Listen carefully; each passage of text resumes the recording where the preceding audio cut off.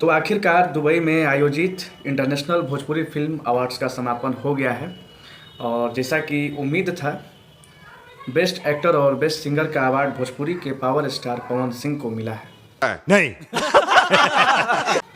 और इससे कुछ दिन पहले कोलकाता में भी एक अवार्ड फंक्शन हुआ था जिसमें बेस्ट एक्टर और बेस्ट सिंगर का अवार्ड खेसारी लाल यादव जी को मिला था। शाबाश बेटा। तो जब वो अवार्ड फंक्शन ख़त्म हुआ था और जब ये अवार्ड ख़त्म हुआ है और दोनों स्टार्स ने अपना अपना जब बताया कि हमको ये अवार्ड दिया गया है, तो सच बताया तो भैया हमको बड़ा हंसी आ रहा था उस दिन भी और आज फिर। पिछले कुछ वर्षों में ऐसा भोजपुरी इंडस्ट्री में हो गया है कि कुछ मतलब उम्मीद ही नहीं रह गया है कि एक सस्पेंस होता है ना भाई कि किसको मिलेगा किसको मिलेगा। गजब बेइज्जती है।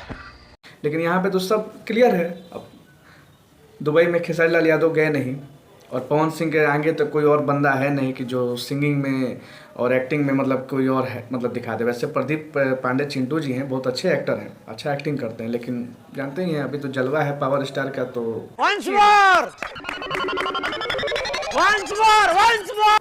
तो वही है।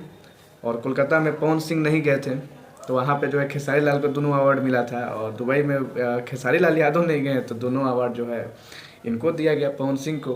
इतने तेजस्वी लोग हैं हमारे पास।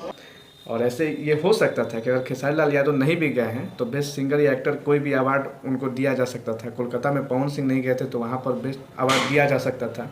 इतना मतलब कि लोग का राजनीति हो गया है भोजपुरी इंडस्ट्री में कि मतलब अब क्या कहा जाए, एक दूसरे से इतना नफरत वाला भावना हो गया। पहले का भोजपुरी इंडस्ट्री था, इतना सालों से भोजपुरी फिल्म है, भोजपुरी अवार्ड शो हो रहा है, लेकिन आज तक ये सब चीज़ कभी नहीं देखा गया है।